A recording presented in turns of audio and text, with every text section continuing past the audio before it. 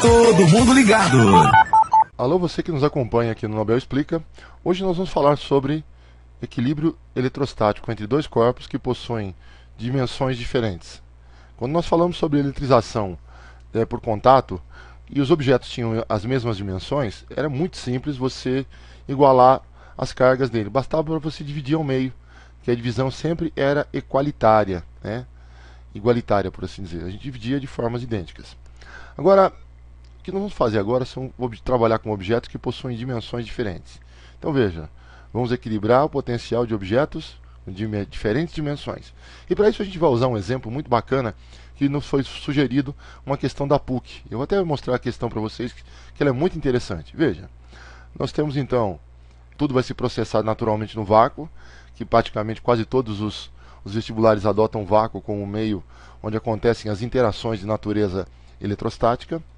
Vocês vão perceber uma primeira esfera, que tem um A, e uma segunda esfera B. Elas possuem dimensões diferentes, portanto podem acomodar diferentes quantidades de carga. Nesse exato momento, elas já estão conectadas por um fio, que deve ser um fio condutor perfeito. Mas, no entanto, quando elas começaram, antes de ser conectadas, a primeira esfera tinha um raio de 20 centímetros, ou 0,2 metros, e abrigava uma carga de 10 nanocoulombs.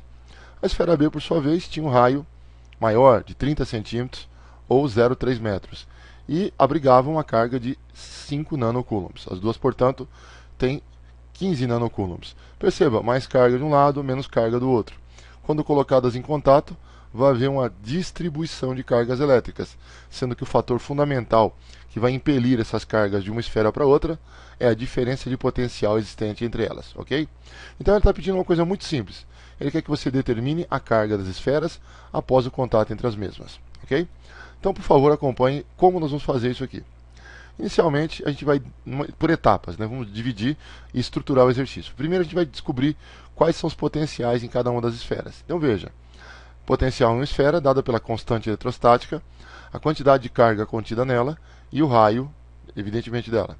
Então, veja, constante eletrostática, 9 vezes 10 a nona, vácuo, uma vez estabelecido o meio. A carga elétrica contida nela, 10 nanocoulombs, no nano, né? Lembra? 10 a menos 9. E o raio da primeira esfera, 0,2 metros. Fazendo uma conta bem rápida, veja, os expoentes devem se cancelar. E nós obtemos o número de 450 volts para o potencial contido na primeira esfera. Vamos guardar esse número, reservar, porque ele vai ser importante para a gente.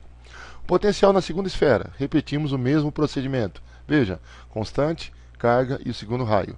Constante, 9 vezes 10 a nona. A carga diferenciada, 5 nanocoulombs.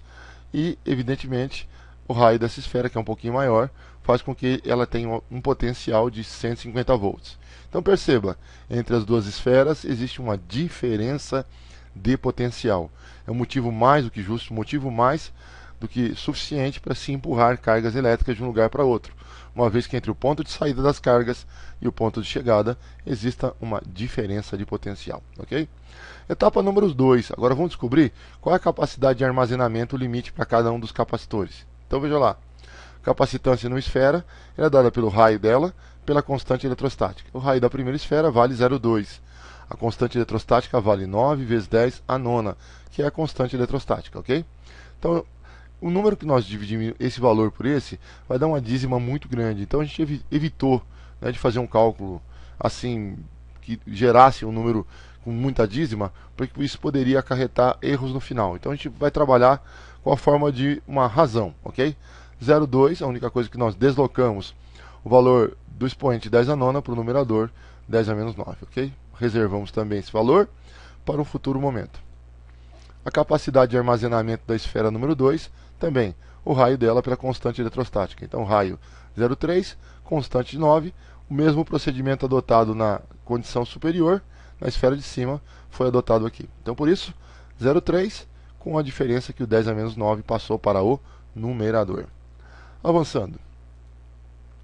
Etapa número 3, aplicando o princípio de conservação de carga elétrica. Qual é? A soma das cargas antes do contato tem que ser igual à soma das cargas nas duas esferas após o contato. Então veja, para diferenciar o antes do depois, nós chamamos a carga de antes de Q1 da primeira esfera, Q2 da segunda. Após o contato, né, Q1 linha e Q2 linha, ok? Vale a pena lembrar que a carga em cada esfera pode ser dada pela capacidade de armazenamento que cada esfera possui, que nós já conhecemos, pelo potencial. No caso das esferas após o contato, elas devem ter um potencial único, porque a diferença de potencial existe até o momento em que estão sobrando cargas de um lugar ou em outro. Quando as duas cargas devem se deslocar para equilibrar, né, os potenciais, o potencial da primeira e da segunda esfera devem ser os mesmos. Por isso, cessa a mobilidade das cargas entre as esferas, ok? Então, por isso, veja, carga na primeira esfera, 10 nanocoulombs, na segunda esfera, 5 nanocoulombs, e a gente vai escrever de forma genérica as duas cargas. Carga na esfera 1 após o contato é a capacidade de armazenamento versus potencial de equilíbrio. E na esfera 2, a mesma coisa, a capacidade de armazenamento versus potencial de equilíbrio. Colocaremos aqui então o potencial em V em evidência, e aqui do lado de cá nós somamos 10 com 5, obtivemos 15 nanocoulombs.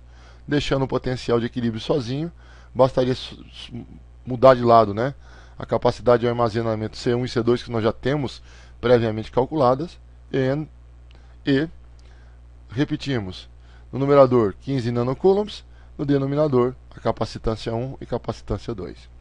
Aí fazemos os milagres que a matemática nos proporciona, né? Tiramos o mínimo múltiplo e comum do denominador, repetimos o numerador agora com o denominador igual a 1, porque isso é uma razão entre duas frações, e naturalmente invertemos, repetindo a primeira fração, invertemos a segunda fração. Em vez de 0,5 vezes 10 a menos 19, nós ficamos com 9 sobre 0,5 vezes 10 a menos 9. E ao fazer as devidas multiplicações e subtrações, né, expoentes, 10 a menos 9 e 10 a menos 9 devem se cancelar. 15 vezes 9 dividido por 0,5. Nós vamos obter o potencial de equilíbrio, que é 270 volts. Quando tudo termina, cada esfera tem 270 volts, ok? Agora, veja, calculando as novas quantidades de carga que cada uma das esferas. Como é que se calcula? A carga nova que cada esfera tem é a capacidade de armazenamento pelo novo potencial que cada esfera tem. Então, pensando na esfera 1, Q1' vai ser a capacidade de armazenamento, que é 0,2 vezes 10 a menos 19 sobre 9, vezes o potencial elétrico, que é 270 volts. O produto disso deve ser de 6 vezes 10 a menos 9, ou seja, 6 nanocoulombs. Repetindo o procedimento para a esfera 2, capacidade de armazenamento da segunda esfera, que é 0,3 vezes 10 a menos 9 por 9. Lembra que foi aquela fração feia? Produto por potencial de equilíbrio, que é 270 volts. Ao se fazer isso, nós não precisávamos nem ter terminado os cálculos.